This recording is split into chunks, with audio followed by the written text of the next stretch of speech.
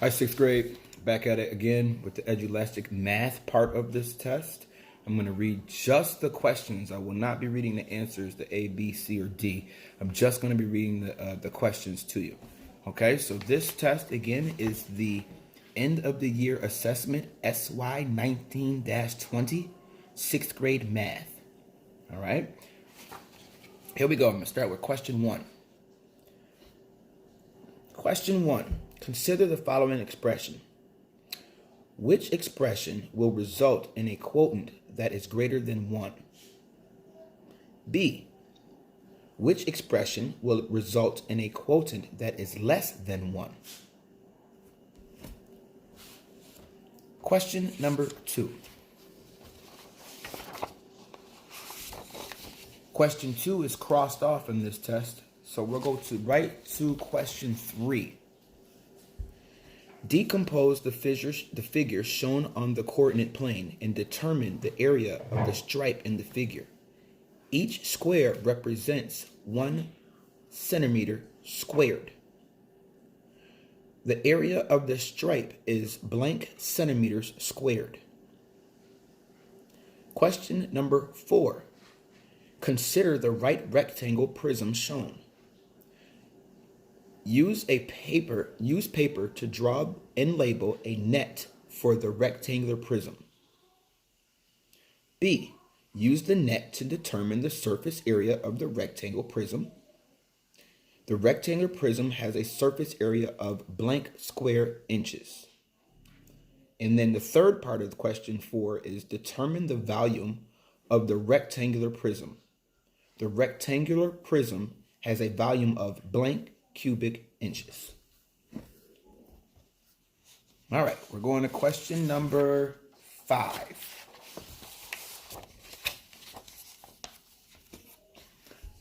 Find the area of each triangle and order them from least to greatest. The area of triangle 1 is blank centimeters squared. The area of triangle 2 is blank centimeters squared. And the area of triangle 3 is blank centimeters squared.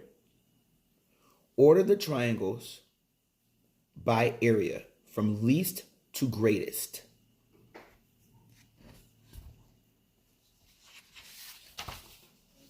Question number 6. Jamal collected data to answer the following questions. How many pencils does each student have in my class in his or her desk? There's 2 parts to this question. Part A, complete the frequency table, and that goes 1 through 10. Question B, what number of pencils describes the center of the data? The center of the data is around blank. Question number 7. Question 7 is crossed off on this test, so we're going to move to question number 8. Question 8.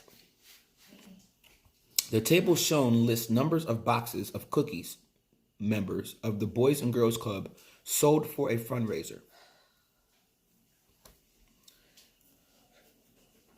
Second part of this question, record the 5-number summary. Minimum, lower quartile, medium, upper quartile, and maximum of the number of boxes of cookies sold. So you have to have the medium, the lower quartile, median, the upper quartile, the maximum. In the third part of this question, calculate the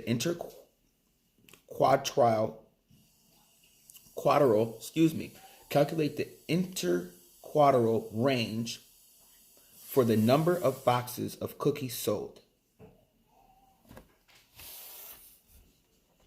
Question number 9. Question 9. The approximate average monthly rainfall in inches for Miami, Florida is shown in the table. What is the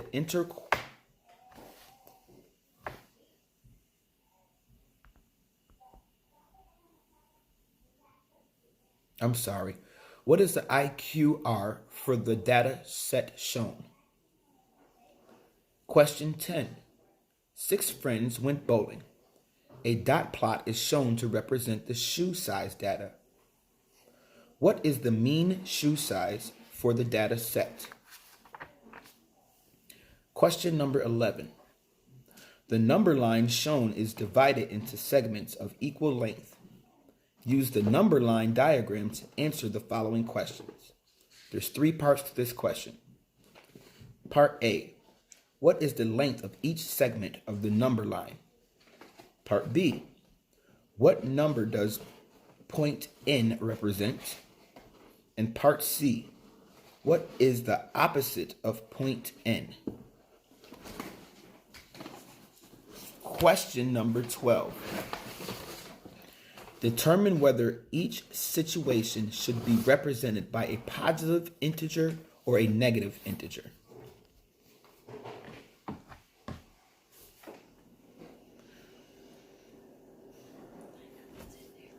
Question 13.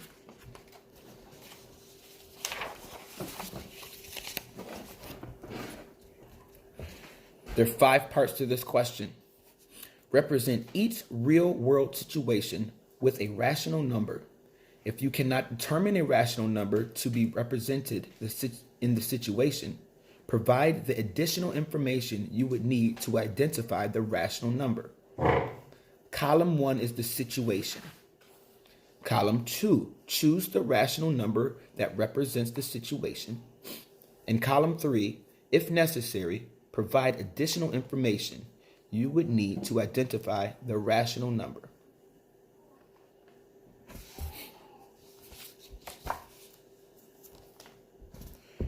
Question number 14 is crossed off, so we are now going to move to question number 15. Question 15. The average temperature during the winter in the States is given. Maine, 8.4 degrees Celsius below zero. Minnesota, 10.9 degrees Celsius below zero. And Georgia, 8.8 degrees Celsius. Part A of this question, order the temperatures from least to greatest. Select your answers from the drop-down list. Part B, explain how you determine the order of the temperatures. Question number 16. This has 3 parts, A, B, and C. Haley has a rectangular garden in the backyard. The garden has a width of 3 1/4 feet and a length of 7.5 feet. Haley wants to expand the garden to have an area of 32.5 feet squared, but she wants to keep the same width, as shown in the figure. Part A, using the area formula, determine the length of the garden when the area is 32.5 feet squared. Part B, using what you found in Part A, determine the length that Haley needs to extend the garden to have an area of 32.5 feet squared. In Part C, determine the perimeter of the garden when the area is 32.5 feet squared. The perimeter of the garden is blank feet when the area is 32.5 feet squared.